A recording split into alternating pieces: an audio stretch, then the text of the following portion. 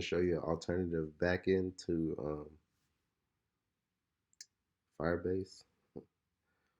So basically, it's Parse. So if you know, it was Facebook's old server that was like Firebase. So basically, when Parse Server announced they were shutting down, that's when Fire. I guess that's around when Google bought it. Maybe they bought it before. I don't know, but it's pretty similar. So I think Firebase and Parse were competitors. But anyways, they open sourced it, so I'll show you how to set that up on DigitalOcean. It's pretty cheap. Starting off like at $5, but I'll show you how to connect it to a domain. So first, you'll want to create a DigitalOcean account, and I'll leave a link in the description, so you'll get about 10 months free. So I think it's like $50, and so it's basically $50. I don't want to say 10 months. 10 months, I guess, if you use the $5 droplet. But so I'm going to use Ubuntu, and just be careful when you first click create droplet. It starts.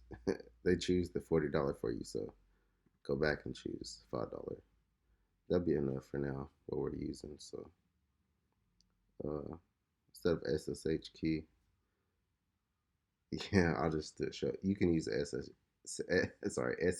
key if you want, but I'm going to use a password because we're gonna delete this anyway. So I don't care if you see the password or anything. So you can name it. This is really not that important, but it helps.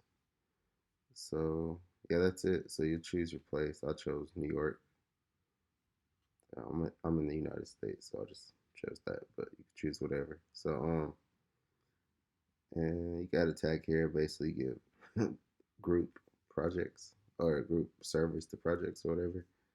Anyways, create droplet.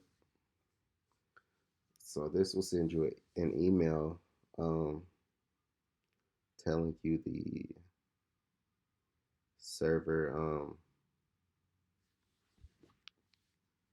password and the root and the IP address. I mean, so once you get, they'll send you an email immediately. So and so you'll copy the IP address. And you'll do SSH root at. So then you'll type the IP address here. So the IP address, as you can see, 206.189.22756. You press enter. Then after this, you'll enter the password they gave you. Well, first you press yes, or once you type yes. Okay, so now you'll get the password, which is, I still want to open my email.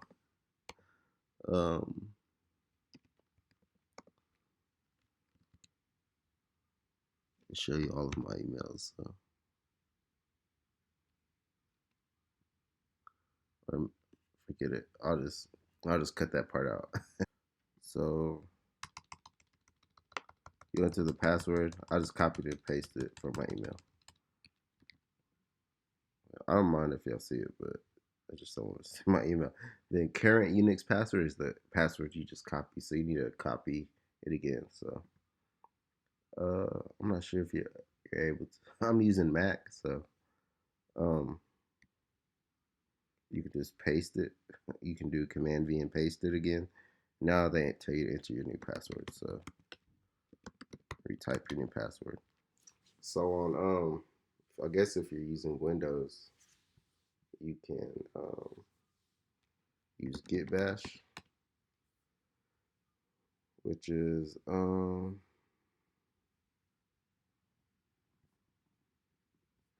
found it.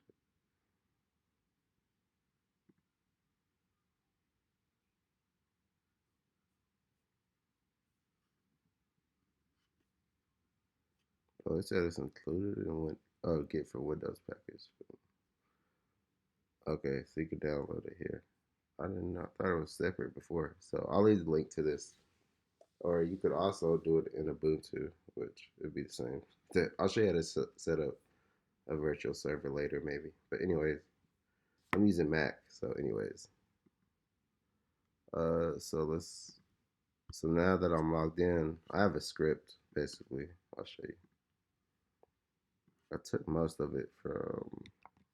See right here. I posted in the forum, and the Parse Server community forum, and he sent me his link. So this is basically if you go to here, I'll leave the link to that his Git. But I just changed his script a little bit. But so now all I'm using is from his script is pulling down the little files, the configuration files. But first, we want to create a user before we do this actually. So initial, I'll leave the link to this. So initial setup for Ubuntu 18.04. So we've logged in as root. So we want to create a new user. So I'll do add user parse because you don't want to put it on.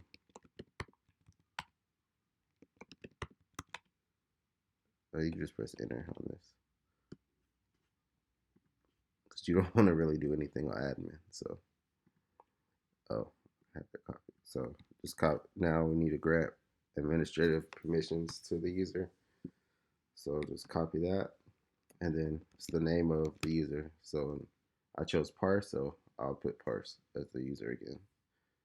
And we'll skip the firewall part because I want to get to that in a later video, but it might mess you up if you enable it. Yeah. So, anyways, and yeah, so that's it for the new user. So we'll just switch users. So su switch user, parse the name of the user. So now it actually tells you. So now if you want to switch back to root, you would have to use sudo, which they say anything you want to do, use sudo before the command. So if we did the same thing, but we want to switch to root, we'd have to use sudo su-root. But yeah, okay. Anyways, now we're in the root directory, right? Or home parse, really.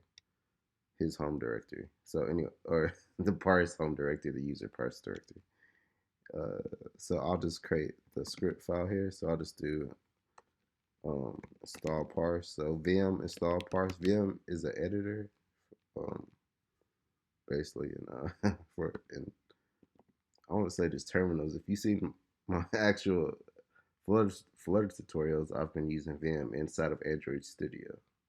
I mean, I just like using it. But so, anyways, you press I, so you can enter data, and then go back and copy this. And I'll walk through this, and then I'll do Command V to paste this. Okay, and then you press Escape. So now insert mode. It's not in enter mode. It's in just regular edit mode, and then or a regular mode. So you do Shift double colon, and then press X.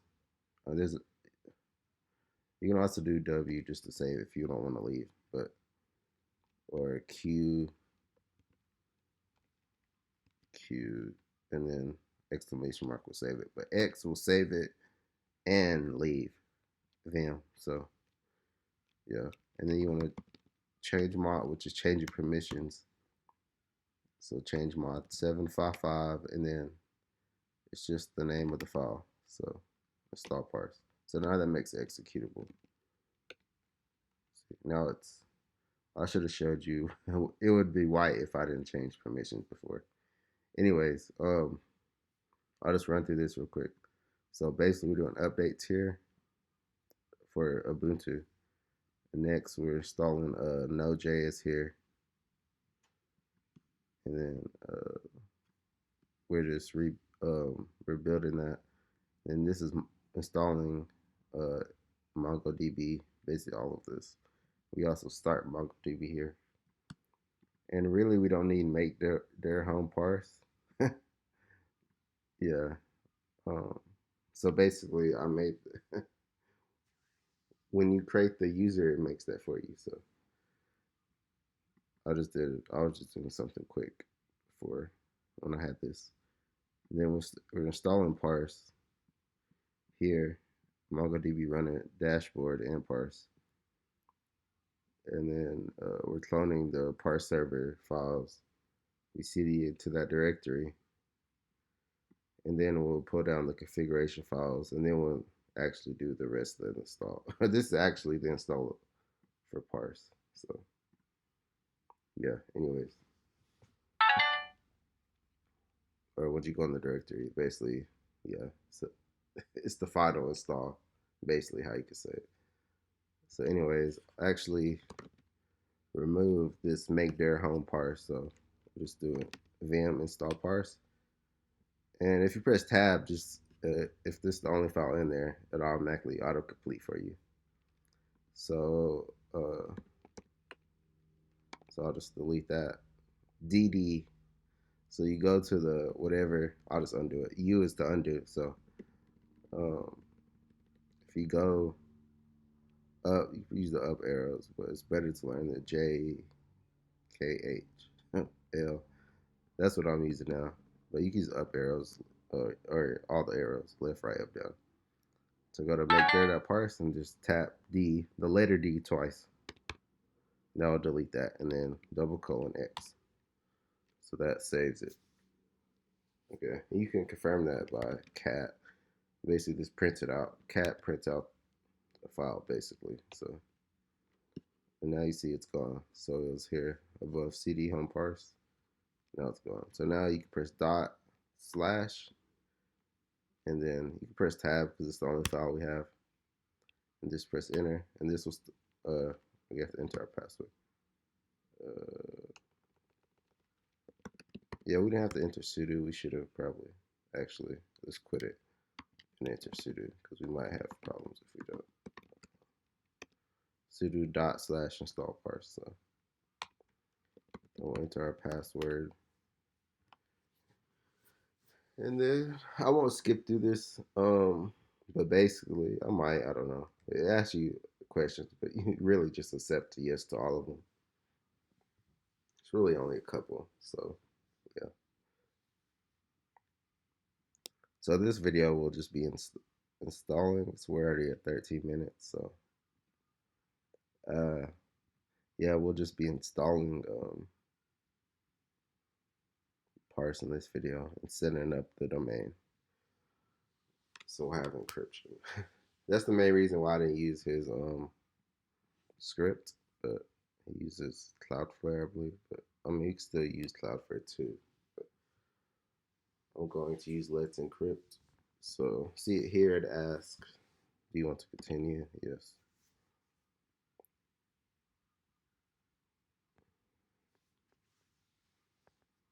So it's almost finished. It should be. And then yeah, I'll just show you what we'll do next. So we'll, actually, we'll just check. Yeah. Which do I have it? No, I don't. Okay.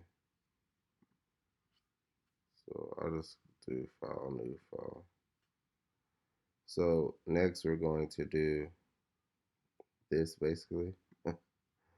So we'll need to use the REST API key, which do they have it here?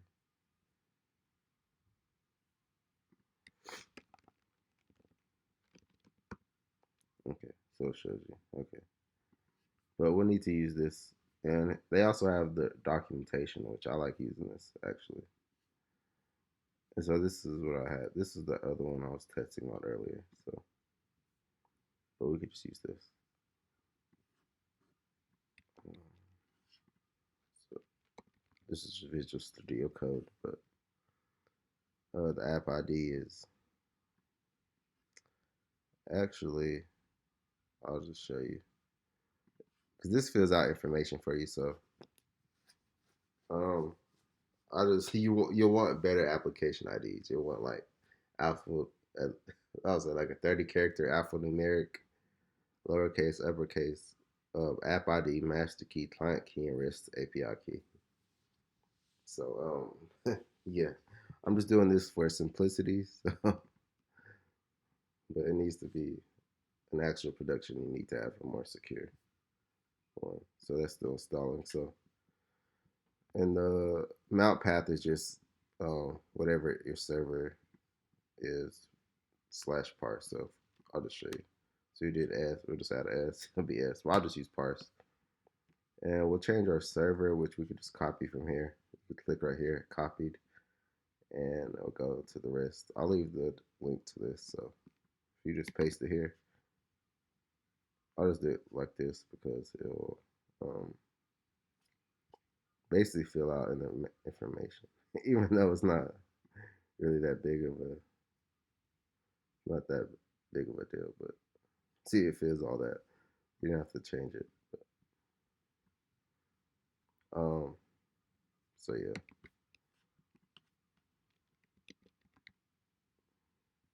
Sometimes it doesn't put the, I believe in the get, it doesn't have the ending thing. So just make sure it has the ending quotations. So this looks good, honestly, but we need to wait for it to install, which it just did. Um, so now we'll cd, so change directory, basically change folder. That's what directory means. So cd, just start type PA, and you can tab. It will autocomplete.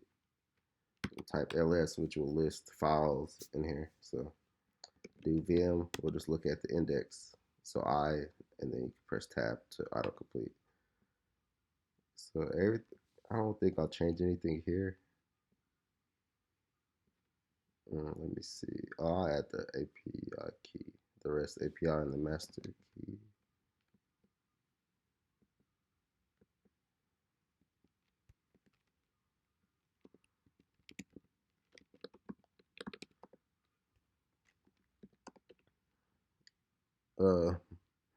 Yeah, you press I and you could delete it. But I'm doing a little bit more complicated stuff.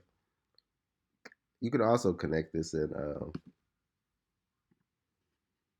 what is this, Visual Studio, if you use SSH something. What is it? Some plug SSHFS.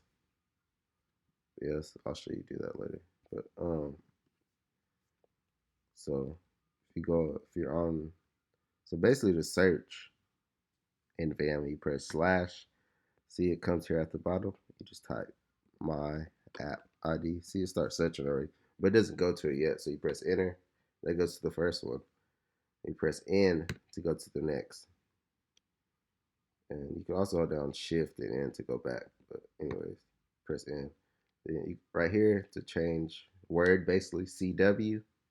You can't be in insert mode here. So you can just do this in insert mode and cursor, press, use the left and right arrows to, and up and down to go where you need to go, but this is faster. So CW, and so that automatically puts you in insert mode. So we'll do it my rest AP, my rest key is what I have here. So we'll do that.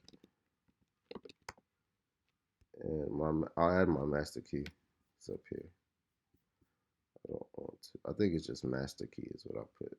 You want to put something more secure. This is just for demonstration purposes. So we'll want a client key too. We'll just go ahead and add client key as well. So YY, if you go, let's just undo it. Okay. So if you press YY, wherever your cursor's at, first you press escape. Then so you get back in this mode, right? Press YY, and then you just press, which will copy. YY copies one line. So press YY and then you press P, which will paste. And now you can just do, I believe this is client key. We need to check before. Oh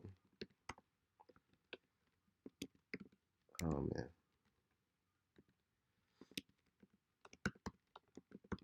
If I can type. Okay. Or my client key. You have to make sure it matches up or it won't work when we actually call this. Oh man. Which I didn't show you one thing, so we'll have to undo this. You can really copy, if you're in Mac, you can just Command C. But we need to undo this. because you remember you have to type sudo before you do anything. So I'll just do this real quick, and I'll double check it too. Which this needs to be capital.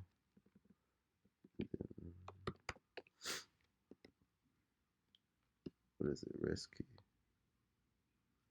My rest key. Then we'll do client key. My client key. Again, this needs to be more secure. I believe this is just master key. Let's check. So after you're typing and you want to move somewhere, make sure to press escape and use the arrows to move. I should have changed that. So we need to change that back. See, they have automatically defaulted parse, but so we need to change that.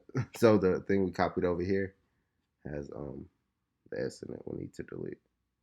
Master key, yeah. Okay, so actually we'll check. Remember, so it is REST API key. It is client key. Okay. Client key is basically mobile. Really? I thought it was web, but I guess it's with JavaScript. I forget. But anyways, now we can shift :X to save it. Okay.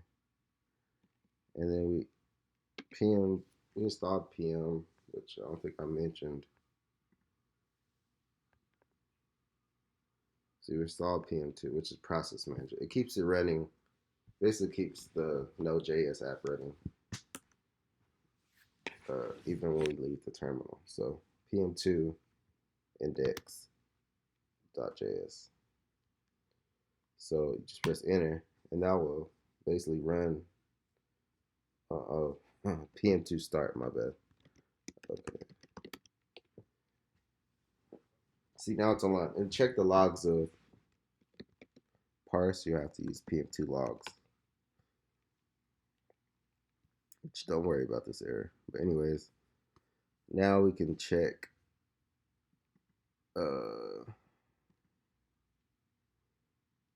We won't do it like this.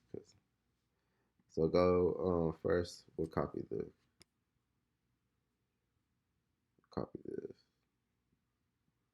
Don't copy the.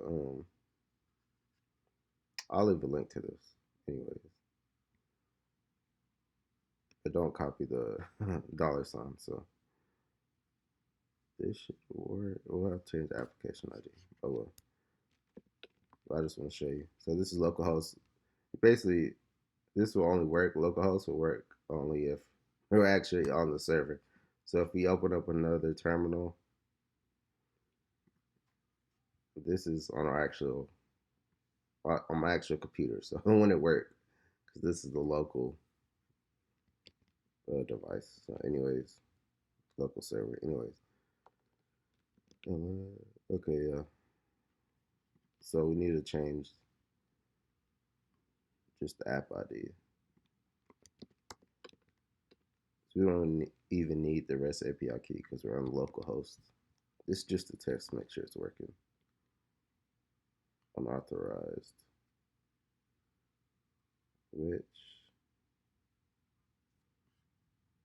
my app ID.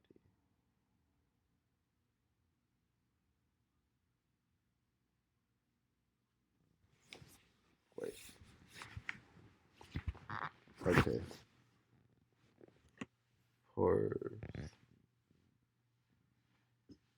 Did I copy the wrong thing? Oh, that's right. So let me check this.